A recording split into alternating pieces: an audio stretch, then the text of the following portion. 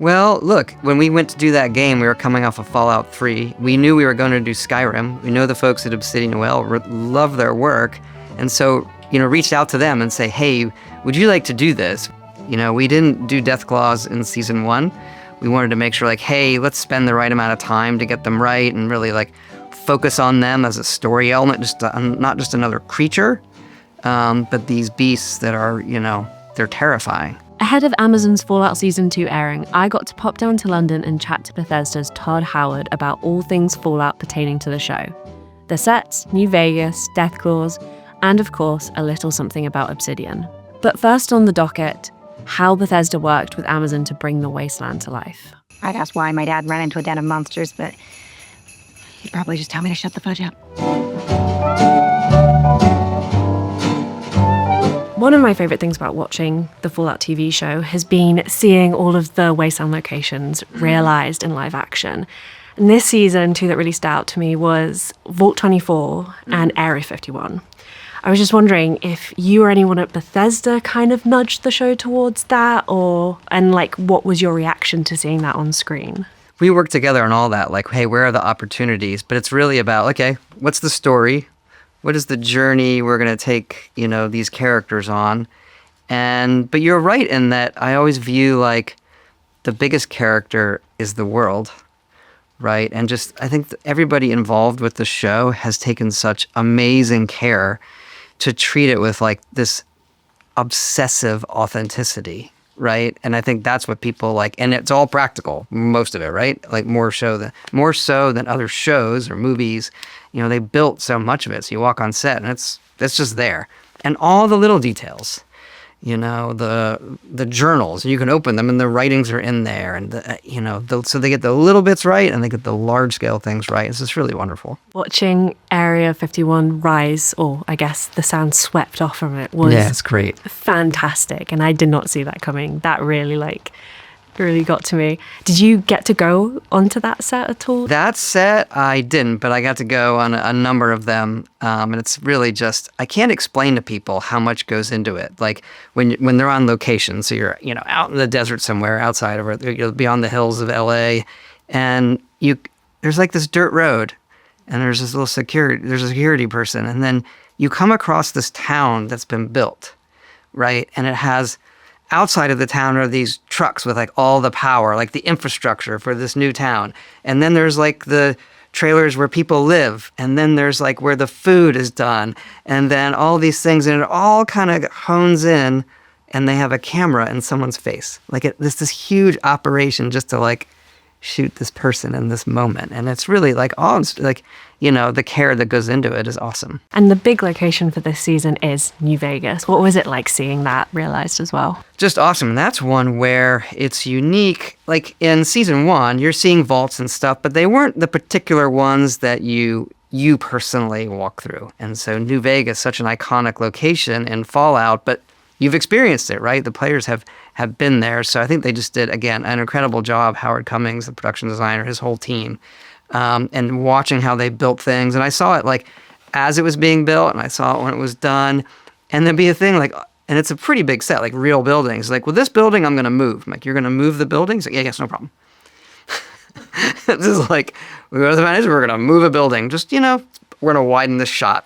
Okay. Was there anything specifically from New Vegas that you were really excited to see kind of realized in the show apart from the locations? Well, obviously you have the various casinos and all of that. I think the factions, bringing those to life, and the Legion and everything, seeing those on the screen, with the authenticity is great. But really, also this season, Deathclaw. We didn't do Deathclaws in season 1. We wanted to make sure, hey, let's spend the right amount of time to get them right and really, focus on them as a story element, not just another creature, but these beasts that are, they're terrifying. And, what Cooper Howard's experience with that was even before he became the ghoul with the Deathclaws. Really, really interesting combination. There's still a lot of wacky, quirky Fallout humor to it. But it's also quite serious. It gets more serious because it really gets to the root of, how and why the Wasteland came to be. And I was just wondering, how important do you think themes of overconsumption, like unchecked capitalism and isolation politics are to the narrative and world of Fallout? I mean, they're key to how the world of Fallout became what it is. And it's almost a check back on our own world, cautionary tale in some respects. But I think the world of Fallout that really makes it special is that world before the bombs fall, right? And that's what separates it from other post-apocalyptic fiction or things like that. And you mentioned it being serious, and that's one thing that's really tricky that we talk a lot about is tone, is you have to have these serious, really hard moral choices moments, and the next scene you're being goofy and blowing heads up, and the music is like, and having that change and having the actors be able to do both really is a trick that sort of makes the whole thing tick. This is more a callback to season 1, but in that respect, how important was it that the line "War never changes" was not only included, but really nailed? We talked about it and decided we weren't sure we were even going to have it because it can feel a little forced. So we're like, well, let's see if there's an earned moment. And so it wasn't like we had to have it, to be honest. Like you might think, oh, you have to have this. Like, well, if it makes sense, because it can sound cliche.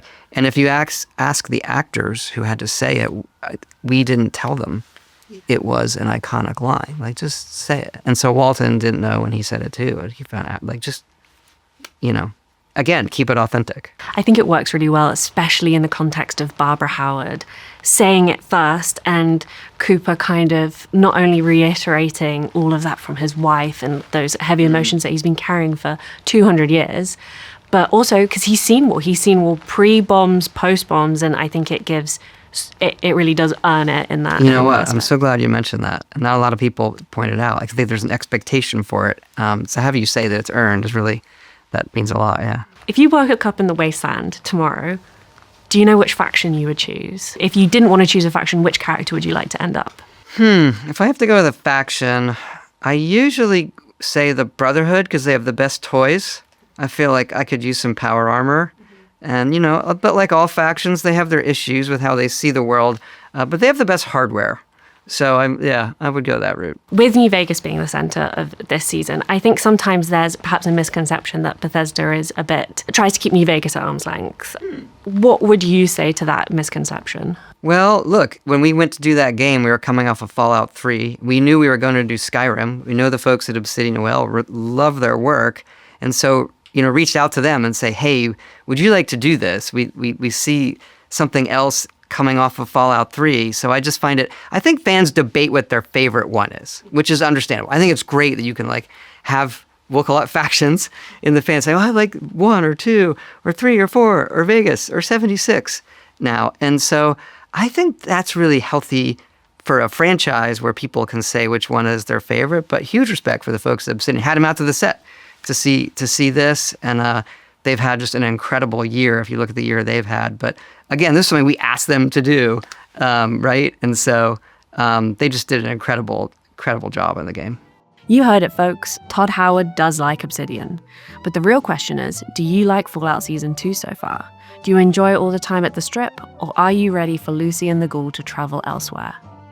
For more news, reviews, and previews, follow PC Gamer.